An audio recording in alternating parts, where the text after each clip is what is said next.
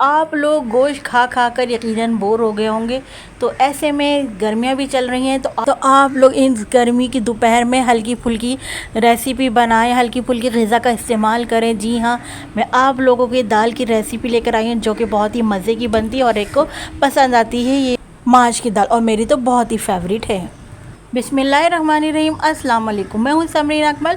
मैं आपको अपने चैनल धेली के ज़ायक़े में वेलकम करती हूँ। उम्मीद करती हूँ आप सब लोग खैरियत से होंगे। आज फिर मैं आप लोगों के लिए समर रेसिपीज़, जी हाँ, आज फिर एक बार फिर मैं दाल की रेसिपी आप लोगों के लिए लेकर आई हूँ, जिसे शाही दाल भी कहा जाता है और ये आपको हर होटल में लाजमी मिलती है। और बहुत से लोग तो दावतों में इस दाल को लाजमी रखते हैं, क्योंकि ये बहुत मज़े की दाल होती है। रेसिपी को एंड तक देखिए। रेसिपी अच्छी लगे तो प्लीज़ लाइक शेयर ज़रूर करिएगा और नए देखने वालों से रिक्वेस्ट है कि धेली के ज़ायक़े सब्सक्राइब कर लीजिए, बेल के बटन को ज़रूर प्रेस कीजिए। इससे मेरी नई आने वाली रेसिपीज़ आपको फ़ौरी देखने को मिलेगी। तो चलिए रेसिपी बनाना स्टार्ट कर लेते हैं।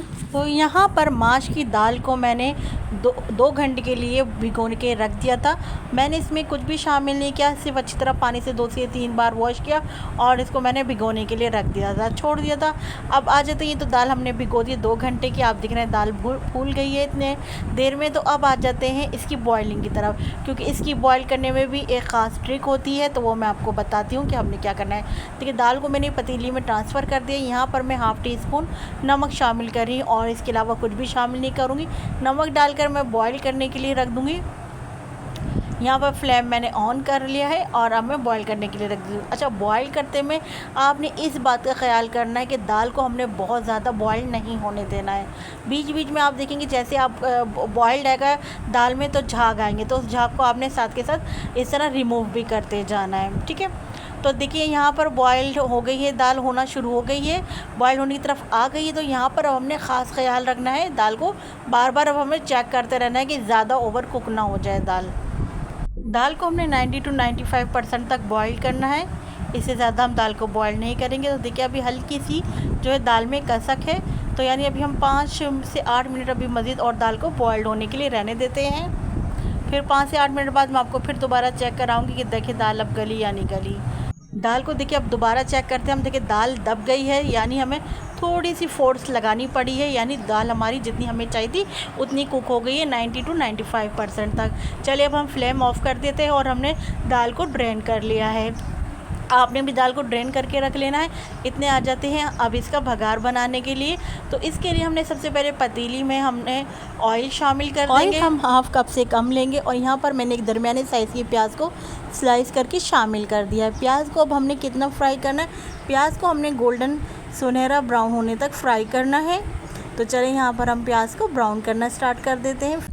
यहाँ पर हमारी प्याज जो है ब्राउन हो गई है। देखिए, हमें बस ऐसा ही कलर चाहिए था बस। अब हम यहाँ पर शामिल कर देंगे लहसुन अदरक का पेस्ट, जो कि हम यहाँ पर शामिल कर रहे हैं 1 टीस्पून भरकर लहसुन अदरक का पेस्ट शामिल कर देंगे। लहसुन अदरक की पेस्ट को हमने अच्छी तरह से भूनना है प्याज के साथ, ताकि इसका भी कच्चापन लहसुन अदरक के पेस्ट का दूर हो जाए। साथ ही मैंने 2 हरी मिर्चें काट कर शामिल कर दी हैं। हरी मिर्चों को भी हल्का सा फ्राई करने के बाद अब हमने यहाँ पर दाल शामिल कर दी है। हमने बॉइल्ड दाल जो ड्रेन करके रखी थी, अब वो बॉइल्ड दाल हमने यहाँ पर शामिल कर दी है। दाल को अच्छी तरीके से मिक्स करेंगे। अब यहाँ पर दाल में हम स्पाइस में शामिल कर देंगे 1 टीस्पून फ्रेश काली मिर्च पिसी हुई हम शामिल कर देंगे।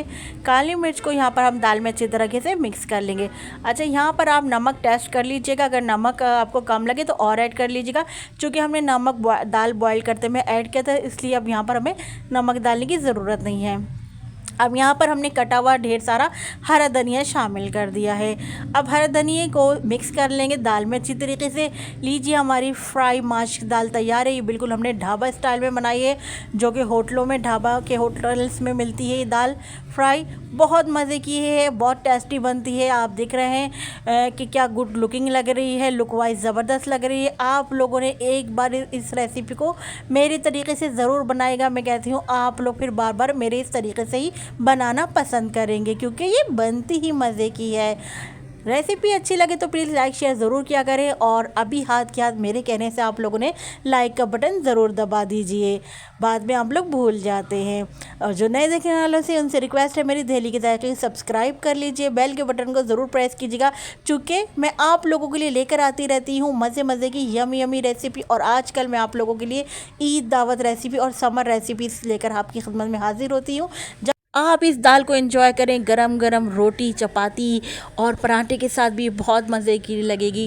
तो चलती हूँ, क्योंकि मैं आप लोगों के लिए लेकर आती रहती हूँ इसी तरह मज़े मज़े की यमी यमी रेसिपी। जब तक के लिए मुझे समरीन अकमल को दहली के जायके से इजाज़त दीजिए। अल्लाह हाफिज़।